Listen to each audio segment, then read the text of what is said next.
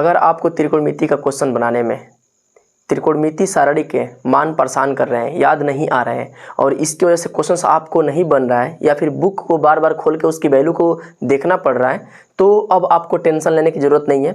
बिल्कुल आप सही वीडियो पे आए हैं। मैं आपको दिखाऊंगा कि कैसे बिना याद किए, बिना रटे ट्रिग्नोमेट्री के 6 अनुपात को और इसके 5 वैल्यू को बिना किसी प्रेशर के एकदम नॉर्मली आप निकाल लोगे और याद भी कर लोगे। तो करते हैं शुरुआत। सबसे पहले हम निकालेंगे साइन की वैल्यू। देखते हैं साइन का मान अगर आप निकाल लो तो 1 की वैल्यू अगर आप निकाल लेते हो साइन की, तो सबकी वैल्यू आप क्रम से निकाल सकते हो। सब केवल साइन पे टिपा होता है। तो साइन का कैसे निकालेंगे, तो साइन थीटा की वैल्यू निकालने के लिए सबसे पहले हम गिनती के शुरू करेंगे। यहाँ पर सबसे पहले 0 अंश के निकालेंगे, फिर 30 अंश, फिर 45 अंश, फिर 60 अंश, फिर 90 अंश। अब देखते हैं कि इनकी वैल्यू निकाला कैसे जाता है।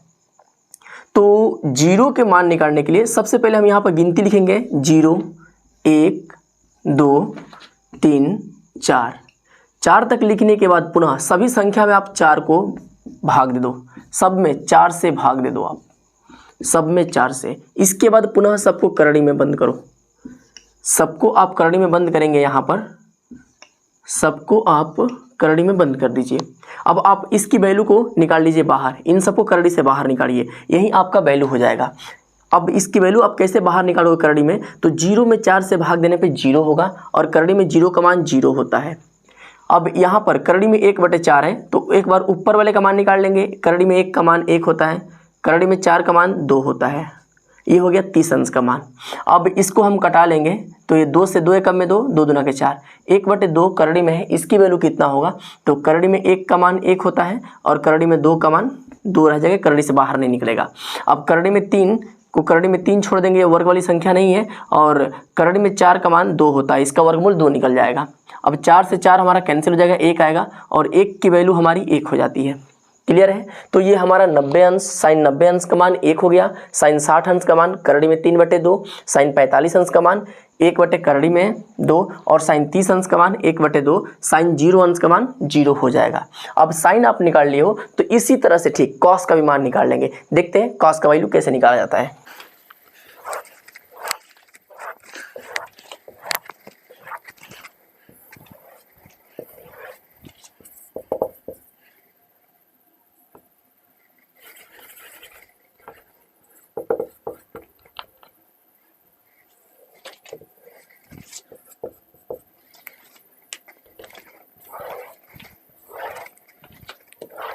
तो कॉस की वैल्यू ज्ञात करने के लिए हम यहाँ पर सारणी का खाका बना चुके हैं। अब देखेंगे हम कि कॉस की वैल्यू कैसे निकालेंगे। तो कॉस थीटा के लिए जो आप साइन का वैल्यू ज्ञात किए हैं, जस्ट उसका उल्टा आप पलट देंगे तो कॉस हो जाएगा। ये कैसे होता है, एकदम सिंपल है। जैसे यहाँ पर मैंने इसको ऐसे शुरू किया था, तो कॉस के लिए मैंने इधर से शुरू कर दूंगा। जैसे मानो कि ये ट्रेन हमारी है और ट्रेन का ये आप इंजन इधर हो गया। अब इंजन इधर हो गया, इसको आप ऐसे चलाओगे तो इसे घूम करके ऐसे घूम के ट्रेन आपकी ऐसे आएगी, ऐसे आएगी, तो ये आगे वाला इंजन आपका दम घूम के यहाँ पर आ जाएगा। तो एक हमारा इस पे आ जाएगा और इसके पीछे वाला जो डब्बा होगा ये यहाँ पर, ये इसके पीछे वाला डब्बा ये वाला है, ये यहाँ पर आके लग जाएगा। और इसके जो पीछे डब्बा है वो यहाँ पर आके लग जाएगा और जो इसके पीछे डब्बा है वो यहाँ पे आके लग जाएगा। इसके पीछे वाला डब्बा यहाँ पे लग जाएगा। क्लियर है। कॉस निकल गया। वैसे ही अगर आपको टेन निकालना हो तो टेन का फॉर्मूला सबको पता है कि टेन बराबर क्या होता है भैया, टेन थीटा बराबर होता है साइन थीटा और बटे में कॉस थीटा। यानी कि टेन की वैल्यू ज्ञात करने के लिए साइन की वैल्यू में से कॉस की वैल्यू से भाग दे देंगे तो टेन मिल जाएगा। तो सेम वही काम करते हैं। यहाँ पर साइन 0 है और कॉस 1 है, तो टेन निकालने के लिए सबका यहीं पे आपस में आप ऊपर से ऊपर इसी लाइन में भाग दे दीजिए। तो साइन में हम कॉस का भाग देंगे तो हमारा टेन मिलेगा। ये रहा साइन, ये रहा कॉस। तो 0 में 1 से भाग देने पे इसकी वैल्यू होगी 0। आप सबको पता है किसी भी संख्या में किसी संख्या से 0 में भाग देने पे उसकी वैल्यू 0 होती है। और यहाँ पर इसको इससे वाले 1/2 से करड़ी में 3/2 से भाग देंगे हम, तो नीचे वाला से नीचे वाला हमारा कैंसिल हो जाएगा। नीचे वाला से नीचे वाला कट जाता है और ऊपर वाले से ऊपर वाला कटता है, तो 2 से 2 कैंसिल होगा, खत्म हो जाएगा। ऊपर बचेगा 1 और नीचे यहाँ पर क्या बचेगा, करड़ी में 3। अब वैसे ही यहाँ पर भी सेम काम करेंगे, तो नीचे से नीचे कैंसिल, ऊपर वाला से ऊपर वाला कटा दीजिएगा तो सब कट के 1 बचेगा। सब कुछ सेम है, कट जाएगा। अब यहाँ पर भी सेम होएगा, नीचे से नीचे कट जाएगा तो ऊपर वाला हमारा बचेगा क्या, करड़ी में 3 और बटे में 1 है तो 1 आप मत लिखिए। अब 0 से भाग देंगे 1 में, इसकी वैल्यू कितना हो जाएगा? इनफाइनाइट। किसी भी संख्या में 0 से भाग देने पे उसकी वैल्यू इनफाइनाइट होती है। अब ये हमारा 10 निकल गया और सबको पता है कि 10 जो होता है भैया वो कॉट का उल्टा होता है। 10 कॉट बराबर 1/tan थीटा आप लिख सकते हो। कॉट बराबर 1/tan थीटा। तो कॉट की वैल्यू ज्ञात करनी होगी, तो सेम वही काम करेंगे हम कि 10 के इंजन को पीछे से घुमा के ऐसे लेके आ जाएंगे, बन जाएगा कॉट। हमारा सिंपल है। तो इसके पकड़ते हैं, पीछे वाले को घुमा के ऐसे लाते हैं, तो यहाँ पर इनफाइनाइट है, इनफाइनाइट हमारा पीछे सबसे आगे आ जाएगा।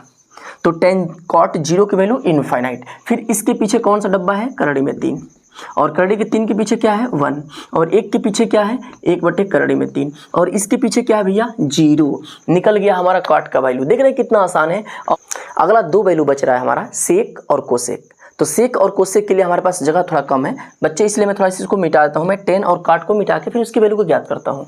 तो हमारा जगह बन गया है, मैंने 2 को मिटा दिया, 10 और कॉट को। अब यहाँ पर हम लिख लेते हैं क्या? यहाँ पर लिख लेते हैं सेक थीटा। अब सेक थीटा की वैल्यू कैसे निकालोगे मेरे बच्चे? तो एकदम आसान होता है। सेक थीटा को हम लिख सकते हैं 1/में कॉस थीटा लिख सकते हैं। सेक थीटा को 1/में हम कॉस थीटा लिख सकते हैं। वहीं से यानी कि कॉस सेक की वैल्यू प्राप्त करने के लिए हम क्या करेंगे? कॉस को पलट देंगे। सेक की वैल्यू ज्ञात करने के लिए कॉस को हम पलट देंगे, 1/, में कर देंगे तो पुनः हो जाएगा। 1/, में करने का मतलब होता है कि जो उसकी वैल्यू हो उसको पलट दो। यानी कि जैसे भिन्न में है ना, ऊपर नीचे है ना, इसका टंगरी धके पलट दो, नीचे वाला को ऊपर और ऊपर वाला को नीचे कर दो। पलटने का मतलब यही होता है, भाग देने का मतलब यही होता है। तो सेक की वैल्यू 0 अंश का ज्ञात करना है, तो सेक 0 के लिए हम इसको 1 में 1 का पलटेंगे तो 1 बनेगा। इसको पलट देंगे तो हमारा 2 ऊपर और करड़ी में 3 नीचे हो जाएगा। इसको पलटेंगे तो करड़ी में 2 हमारा ऊपर और 1/में 1 हो जाएगा। बट्टे में 1 हम नहीं लिखते हैं। और इसको हम पलटेंगे तो 2 ऊपर और 1 नीचे हो जाएगा। 1 को हम नहीं लिखेंगे और इसके हर कुछ नहीं है, इसका हर 1 मानेंगे। और इसको पलटेंगे तो 1 ऊपर और 0 नीचे। और आप सबको पता है कि 0 से किसी संख्या में भाग देने पे उसकी वैल्यू कितना होती है? इनफाइनाइट। लिख दीजिएगा। और आप सबको पता है कि सेक मिल गया तो सेक का उल्टा होता है कोसेक थीटा। सेक का उल्टा होता है कोसेक, यानी कि सेम वही काम। यहाँ से ट्रेन के इंजन को पकड़िएगा और ऐसे रेल को चला दीजिएगा। भाई तुम ऐसे आगे आ जाओ, तुम पीछे हो ना, तुमको मैं आगे करता हूँ, लो आ जाओ, आगे आ जाओ, रो मत, पीछे से आगे आओ। तो ये हमारा इनफाइनाइट पीछे, इसको ऐसे खींचेंगे तो हमारा आगे आएगा। तो इनफाइनाइट हमारा आगे आ जाएगा। इसके बगल में जो 2 है वो यहाँ पर आ जाएगा, और इसके बगल में जो है वो यहाँ पर आ जाएगा, और इसके बगल में जो है वो यहाँ पर आ जाएगा, और जो इसके बगल में है वो यहाँ पर आ जाएगा। तो इस तरह से हमारा सारा वैल्यू यहाँ पर ज्ञात हो चुका, आप देख चुके हैं। तो इसको आप स्क्रीनशॉट ले लीजिएगा।